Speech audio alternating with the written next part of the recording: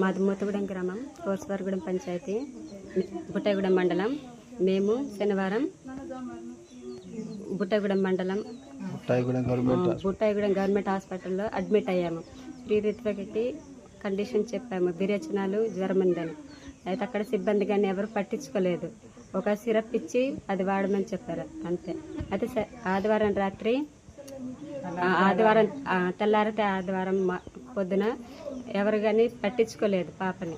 అయితే ఆదివారం రాత్రి సీరియస్ అయ్యేసరికి ప్రైవేట్ హాస్పిటల్కి వాళ్ళే పంపించారు. సీరియస్ అయిందని వెళ్ళాము. వెళ్తే ఆ టైంకి ఎవరు కానీ పట్టించుకోలేదు. వెళ్ళి చెప్పేసరికి ఎందుకు మమ్మల్ని డిస్టర్బెన్స్ చేస్తారని నిర్లక్ష్యం చేశారు. సీరియస్ అయ్యేసరికి వాళ్ళే హాస్పిటల్కి అంబులెన్స్ మాట్లాడి ప్రైవేట్ హాస్పిటల్కి వెళ్ళమని ఫోన్ చేశారు. అంబులెన్స్కి పంపించేశారు.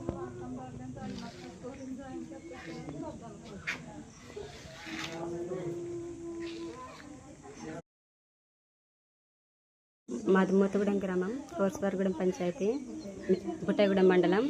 మేము శనివారం బుట్టాయిగూడెం గవర్నమెంట్ హాస్పిటల్లో అడ్మిట్ అయ్యాము.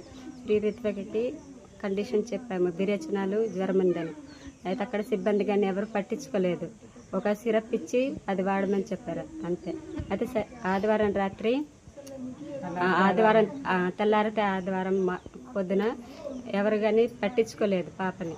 అయితే ఆదివారం రాత్రి సీరియస్ అయ్యేసరికి ప్రైవేట్ హాస్పిటల్కి వాళ్ళే పంపించారు. సీరియస్ అయిందని వెళ్ళాము.